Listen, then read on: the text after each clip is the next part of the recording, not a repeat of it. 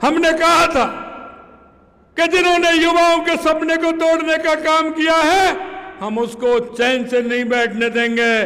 कितना भी बड़ा आदमी हो, सलाखों के पीछे जाएगा। और आप देख रहे हैं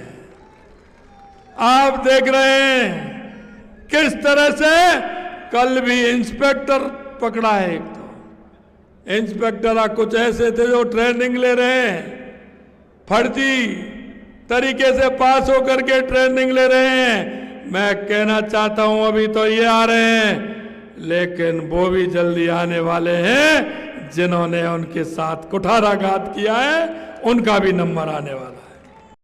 ये भी जेल जाने वाले हैं। तो गोविंद सिंह डोटासरा जी ने कहा है, मदन दिलावर ने यदि अपनी मां का दूध पिया हो तो हमको अरेस्ट करके बताए। अरे हम थोड़ी अरेस्ट करेंगे, अरेस्ट तो ईडी करेगी। तुम अपराधी हो, हम बार बार कह रहे हैं, और अपराधियों को ईडी छोड़ती नहीं है। बहुत एक केजरीवाल मुख्यमंत्री है दिल्ली के, वो भी ऐसे ही कहते थे, कोई मुझे गिरफ्तार करके बताए, कोई मुझे गिरफ्तार करके बताए। और वो केजरीवाल जी दिल्ली के मुख्यमंत्री जो चोर हैं, वो आज जेल की सीटों में बैठे हुए हैं। 2 दिन में उनको 4.5 किलो वजन घट गया मेरा। इसलिए गोविंद सिंह डोटासरा जी, अशोक जी गहलोत साहब, आप जो कुछ खाना हो खा लो, पीना हो पी लो। थोड़े दिन बाद आपको जेल में खट्टी चलानी पड़ेगी, चक्की चलानी पड़ेगी, जिन करके आपको 4-4 रोटी मिलेगी। चिंता करने की जरूरत नहीं है। इसलिए डोटासरा जी ज्यादा घमंड मत करो। चोरियां करके इतरा रहे हो क्या? भ्रष्टाचार करके इतरा रहे हो क्या?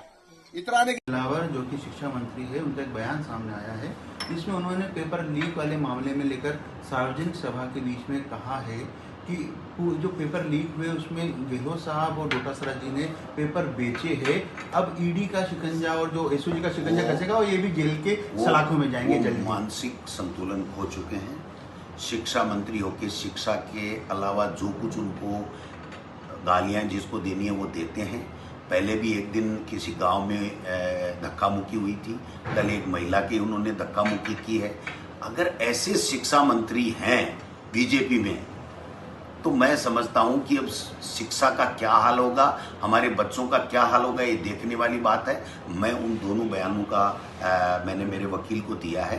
अगर आवश्यकता पड़ी तो हम इनके खिलाफ कोर्ट के अंदर अवमानना का केस भी, मानहानि का केस भी करेंगे, और इनको चैलेंज करते हैं कि जो अपराधी है उनको पकड़ो। लेकिन ये क्या मदन दिलावर जी क्या एसओजी के हेड हैं, क्या डीजीपी हैं, क्या गृह मंत्री हैं, क्या देश के प्रधानमंत्री हैं?